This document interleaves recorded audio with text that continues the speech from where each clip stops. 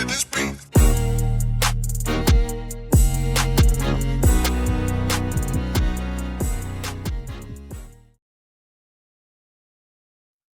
Welcome to another episode. Welcome to another episode of Gamecocks Talk with Captain Will. I am your man, Captain Will. Make sure you like, make sure you share, make sure you subscribe to Gamecocks Talk with Captain Will so I continue to bring you that gospel of Gamecocks every single day. Every single day. Follow me on Twitter at Gamecocks Talk. Follow me on Instagram at Gamecocks Talk with Captain Will. And wherever you get your podcast, you can find your man, Captain Will. Hey, we got a good one today, y'all. We have a good one today, y'all. We are talking about the Wofford Terriers tomorrow afternoon at 2 o'clock, 1400 hours. It's going down to Colonial Life Arena. Going down. Basketball is back. The girls are off. Christmas break is all over. Basketball is back for all the fams, and we about to turn up tomorrow, Captain Will style. Now, Wofford, what can I say about Wofford? They're a home state team. They're going to get a nice paycheck for playing the South Carolina women's basketball team, the three-time national champions. But they're going to go back home, take that bus back to Wofford, with Spartanburg, Greenville, wherever they're at. I don't know where they're at. But they're going to go back home with that L by a lot of points. A lot of points. And it's time for South Carolina to turn this thing up, because right after this Wofford game is Thursday. We are in SEC play. This is a significant game for the South Carolina women's basketball team. And why is it significant, Capo? Why is it? Wofford's like 170th in net ranking. It don't mean nothing. It really don't mean anything. What it means is we treating this game like a conference game, because conference season starts now in my mind. I don't care what the score is like tomorrow. Beat them by 70, beat them by 80. It does not matter what the score is. No letdown. I want the offense looking efficient. I want the defense playing like we supposed to play. I want all those things to happen on tomorrow at 2 o'clock. Now, they're giving away, tomorrow's also the day they're giving away concessions. So they're giving away like a free hot dog. They're giving away a Pepsi or Coke. I'm not sure what their affiliate is. And they're giving away it ain't candy, but they're giving away concessions tomorrow. Free concessions and bottled water. So you gotta go, and you know the line's gonna be long though. But it's Wofford. It's gonna be okay. And I know the weather's supposed to be a certain way. It don't matter. It don't matter. Conference, for all intents and purposes, starts tomorrow. We got to beat down Wofford.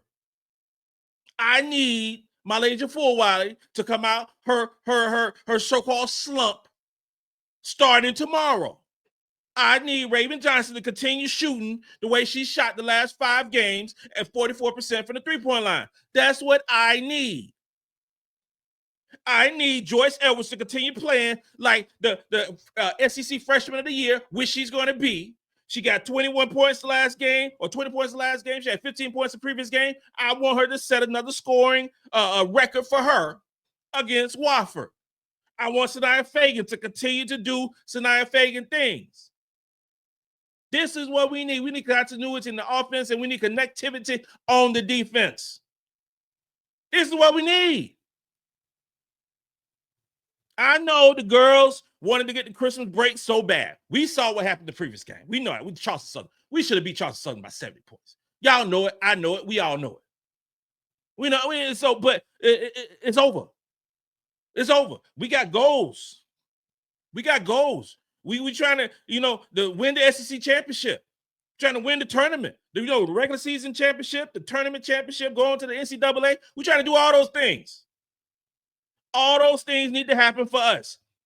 I want to see those nets cut down at Greenville.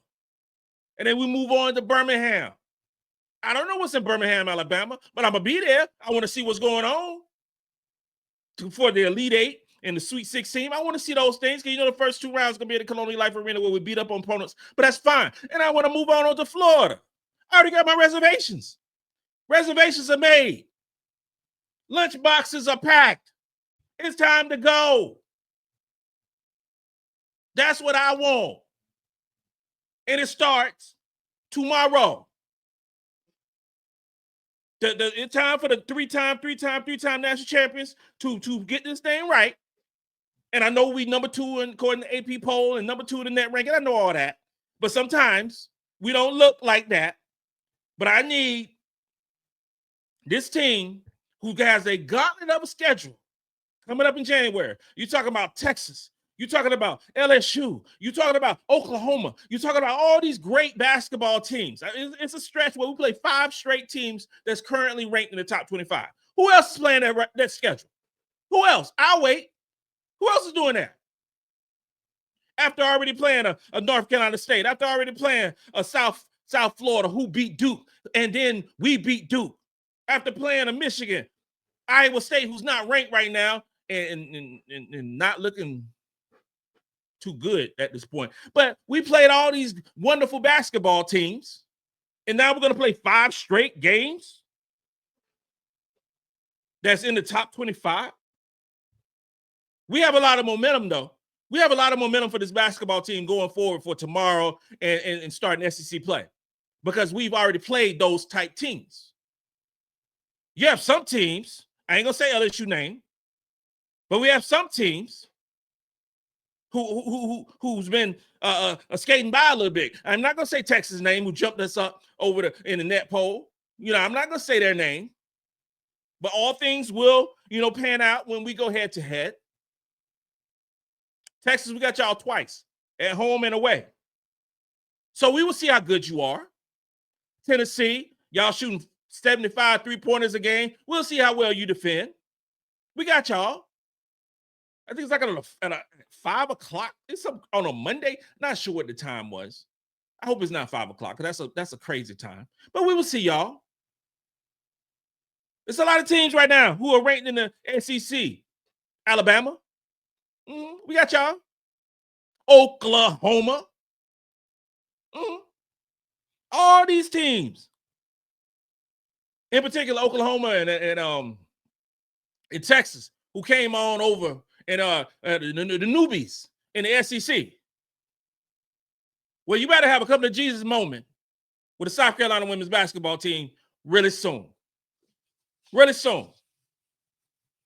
South Carolina has been dominant in SEC play, has been dominant in Colonial Life Arena, has been dominant for a long time. And those streaks will be continued, no matter who's on the schedule. Now, there's a situation in February where we play UConn. UConn ain't looking quite like how UConn has in the past. They're still a really good basketball team, but there ain't no fear in my heart in regards to no UConn. And there should be no fear in your heart as well. And we talk.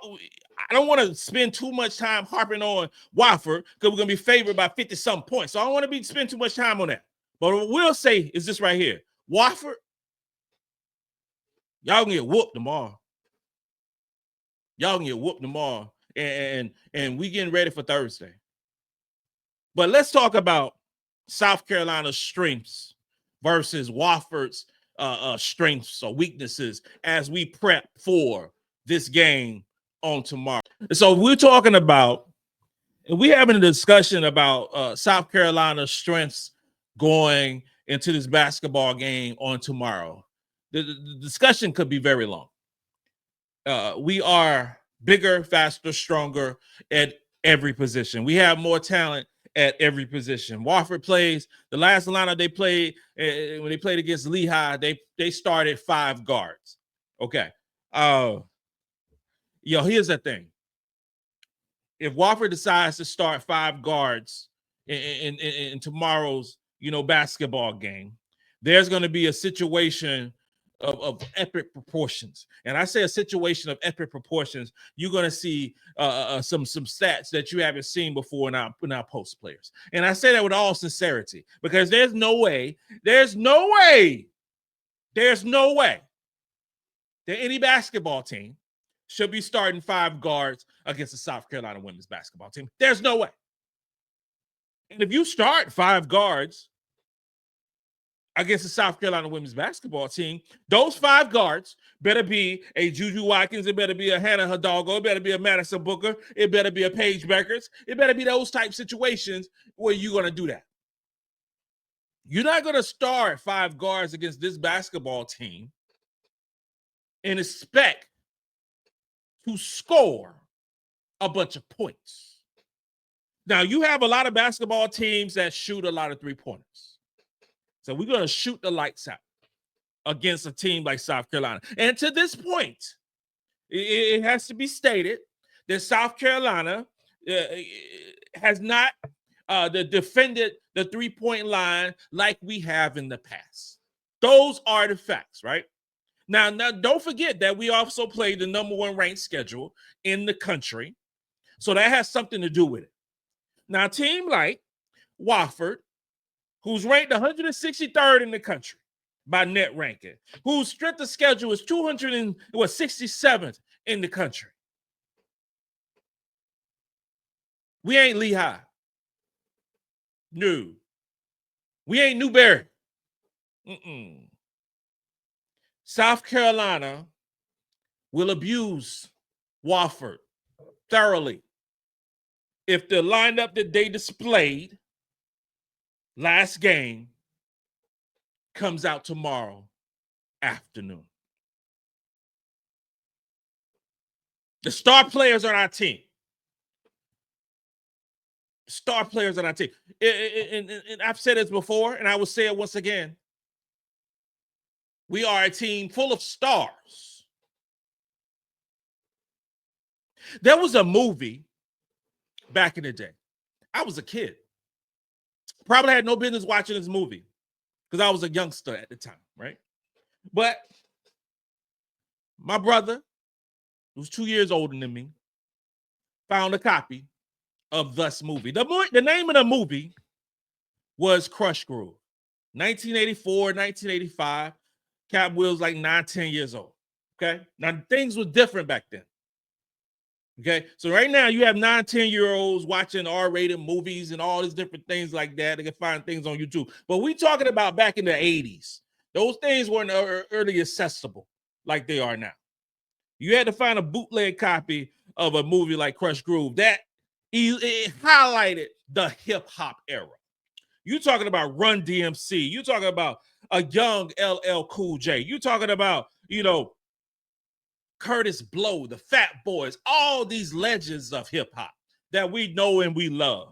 And even if you have not heard of those individuals, you know something about an LL Cool J. Even though you can't sing the lyrics of I'm bad or I need love, you know him from a TV show or from a movie. You know Runs and House and all these different things. You know all those things. So there was a time on the stage where Run got on the stage and said, there are a whole lot of superstars out here tonight, but this is Run's house. South Carolina, a whole lot of superstars on this basketball team. And it's hard to quantify and put in a box. And it's hard for the media, it's hard for opposing teams to look at South Carolina and say, like, why is Carolina playing 10 players, sometimes 11, maybe 12, or maybe 13 players? We don't know. While other teams, some of these top-rated basketball teams only play 6, maybe 7 players. That is a strength of South Carolina. That is a strength of the Dawn Staley era, where the superstars, because mind you, this is a thing that has scouts perplexed in the WNBA, like general managers and so forth, because you have a lot of players on this basketball team. If was on another basketball team, will be putting out all-star level numbers. Shout out to Talasia Cooper with Tennessee, playing well in their new system for their new coach. But we all know what happened with Talasia Cooper here at the University of South Carolina. She was playing behind multiple guards. So she was not going to get the burn that she wanted. The biggest strength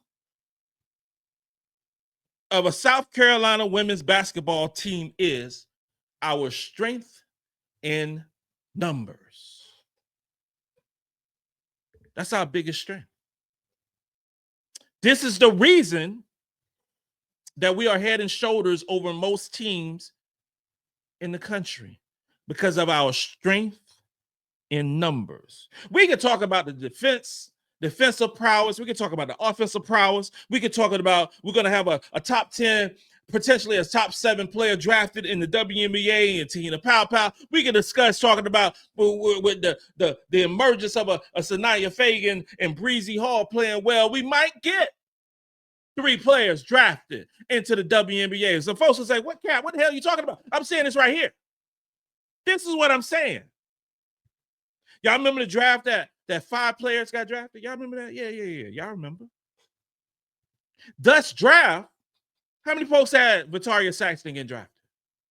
How many folks had Letitia Me here getting drafted in the top 10? How many folks thought about that? Because you have to measure South Carolina differently. The leadership and the experience on this basketball team will ring true again tomorrow. That's an understatement.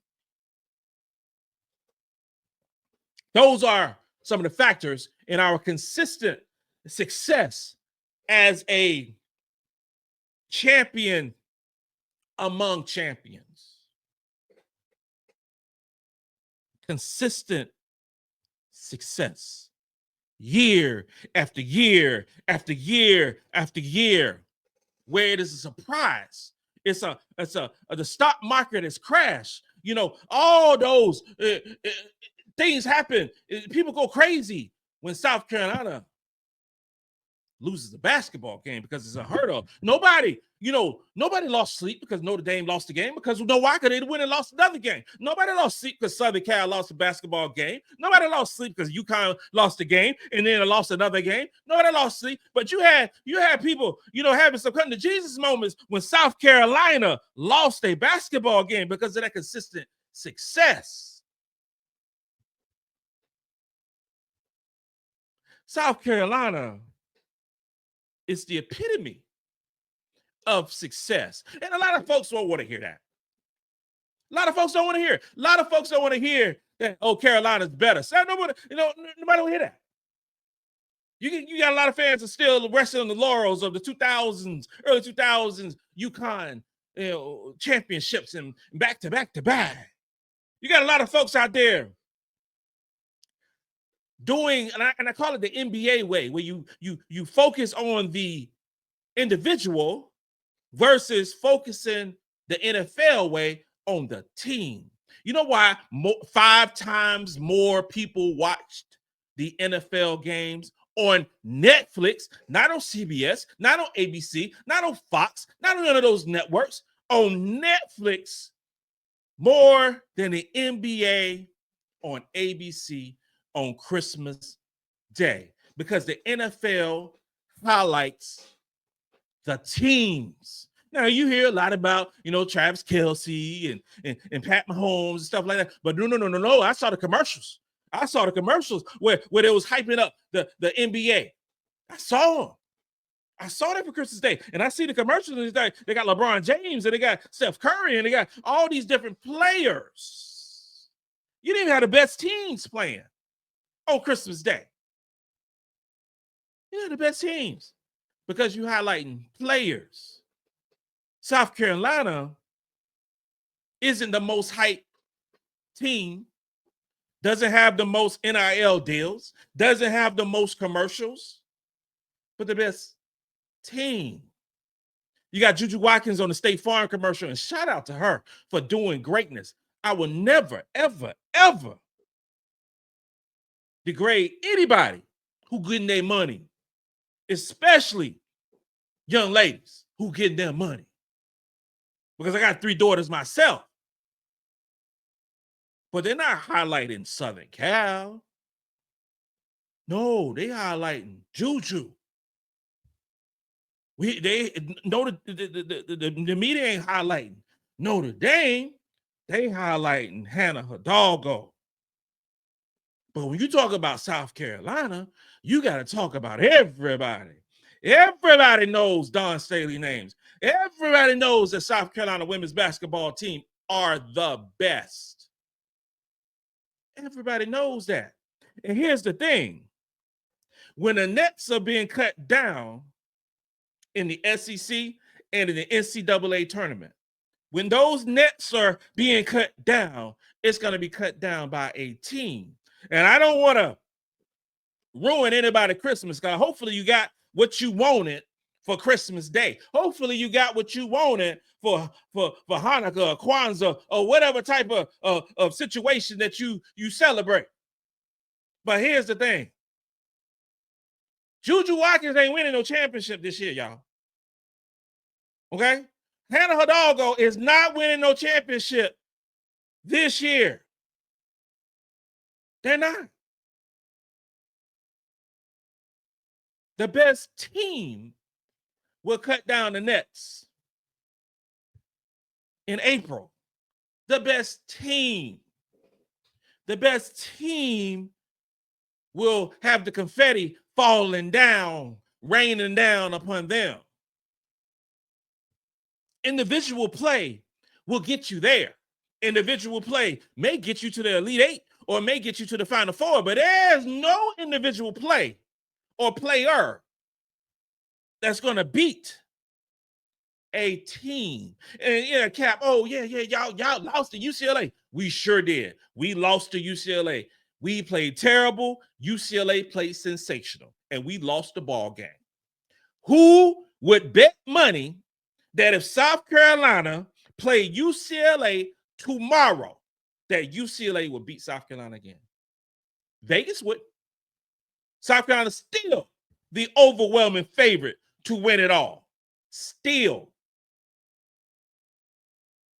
Individuals, not a team. Carolina built different.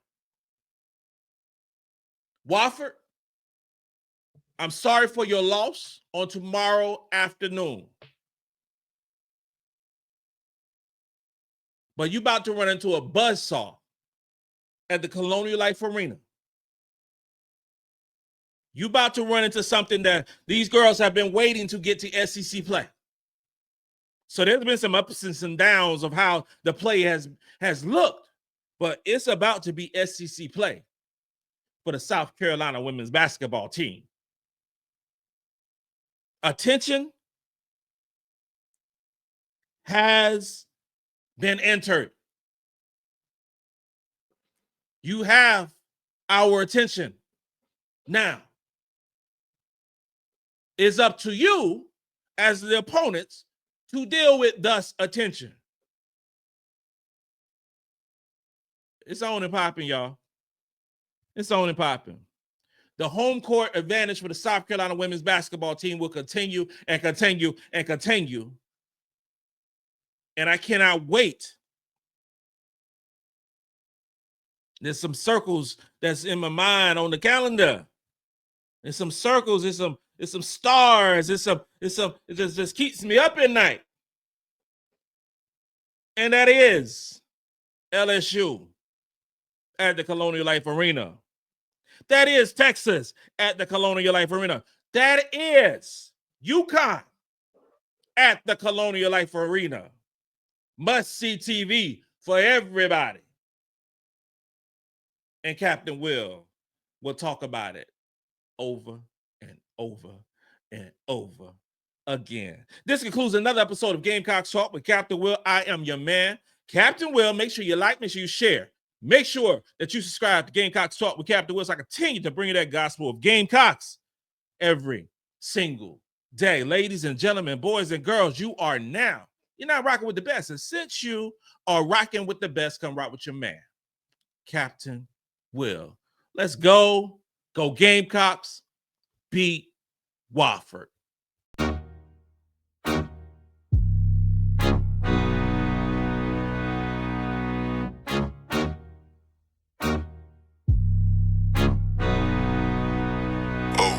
after this